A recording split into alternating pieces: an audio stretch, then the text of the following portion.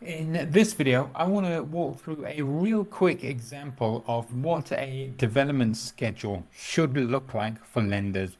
We'll go through a really simple template that we use and is available on our website. So link down below if you want to tweak this. This is something that lenders will look at based on what you think your projected drawdowns are going to be and what you're going to be doing at what stage. They need to know this because they then can assess whether A, they can get you the money you need, B, that you actually have an idea of what you're doing, and then lastly, that they can make sure they can then calculate the interest so that it can fit within their parameters that they're working on. So we've got a really simple template that we use for smaller developments. So once you're getting into huge ones, obviously this won't fit because everything will be multiplied, but most properties go through the same exact sort of stages. So this will help, and you can always add in different stages, different bits, depending on exactly how you're doing your build. The simple bit is literally the site name and the borrower's name, so as your name or the company's name, depending on what structure you're using for your development. Then we've got the actual work that's being done in this yellow box here.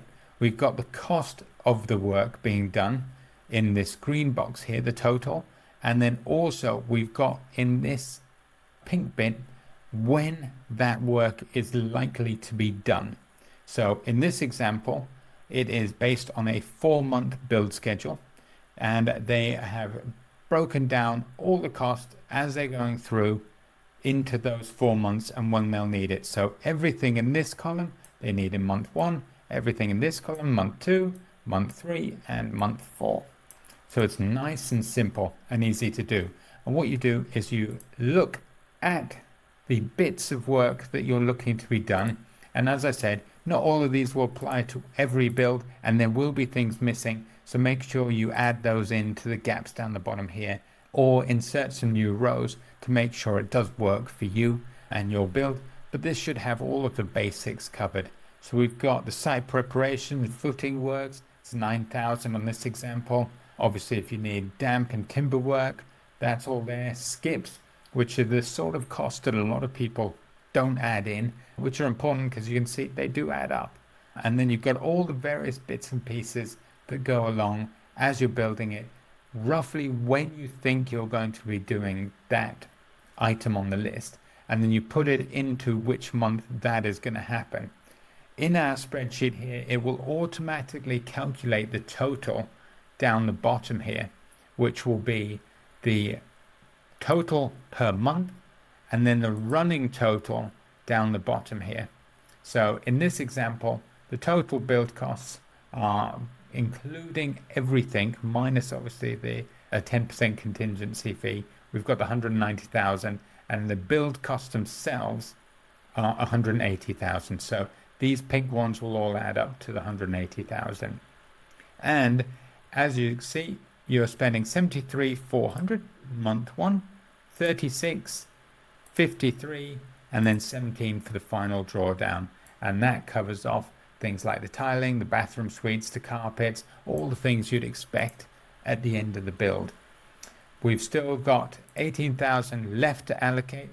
That is the contingency, so it doesn't need to fit in here because the whole point of the contingency fee is, or the contingency is that it's there for unexpected costs that you haven't thought of.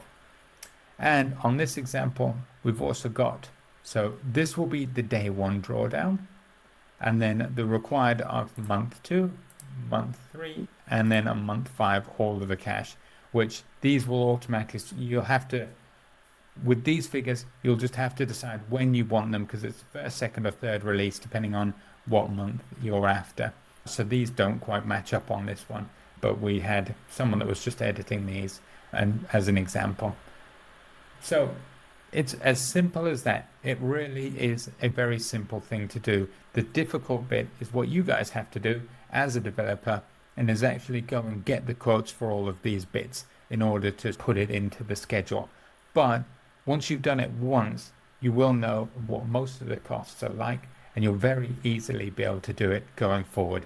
So we have all the way along here all the months, and then it has the running total for the costs and then the balance again for all of those. So if there's anything you want to release at the end as you're going through the build, you can go, you've had this, you've ticked off this, and you can actually cover them all off, and it just makes it quite easy to follow as you're doing it. And I would very much recommend keeping this up to date as you go if you are using this or your own spreadsheet, purely because the lenders often will be flexible, but they will rely quite heavily on this as document, as in when they're looking to draw down the funds, when you might want them.